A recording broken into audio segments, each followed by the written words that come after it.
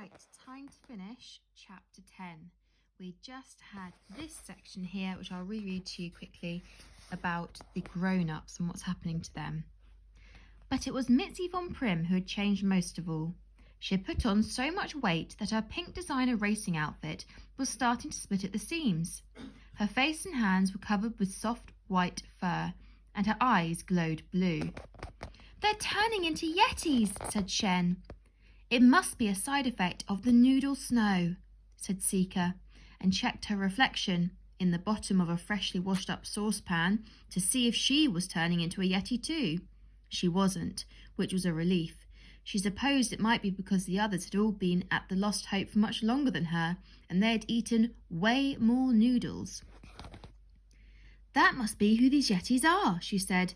"They are the sailors from Hope. The other poor souls who have happened by, all transformed by eating noodle snow." Lovely, lovely noodles," said Mitzi von Prim, stroking her own soft white fur. Shackleton Jones said, "That is completely impossible. How could anyone turn into a Yeti? Most unscientific, I say." Then he caught sight of his own reflection in a pan, which Sika held up in front of him. "Ah!" he shrieked. "I don't want to be a Yeti." "Nor do I," said Helga. "There was something I had to do. I was on my way to the North Pole." "Then you'd better get out of here and stop eating noodle snow," said Shen. "But the doors are locked," complained Sika. Helga stomped over to the doors and leaned on them with all her weight. There was quite a lot of Helga's weight, and the doors smashed open easily. They all ran out into the ballroom, past the empty table, all except Mitzi, who stopped to pick up a few stray noodles which had fallen on the tablecloth. "Come on," shouted Sika. "And don't eat any more of those," cried Shackleton Jones. "But I like them," said Mitzi, slurping the noodles up. "And I like being a Yeti. Look at my lovely silky fur."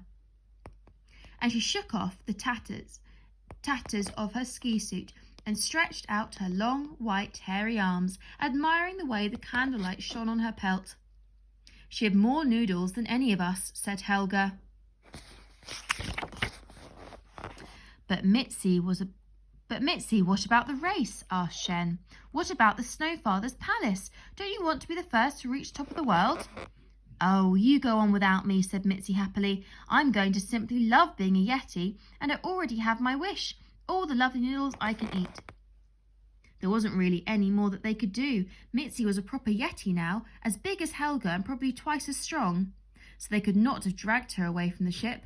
And anyway, she really did seem happy, and it was true. She was very pretty as a Yeti. So they left her there and hurried outside to board their sleds before the rowdy snowball fight on deck ended and the Yetis came back below to see if the washing up was finished yet. But just in case Mitzi ever decided she'd had enough of Yetiing, they left her sled behind, and Shackleton Jones left her his robot huskies and harnessed her team to his high-tech sled. "This is so embarrassing," said Snowbot, cracking his whip above the heads of the pink pooches.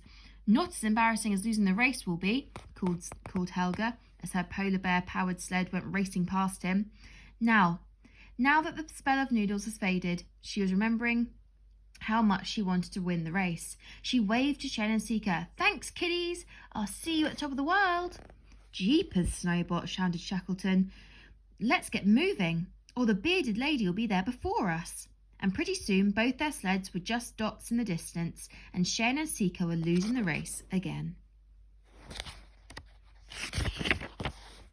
And that was the end of chapter 10.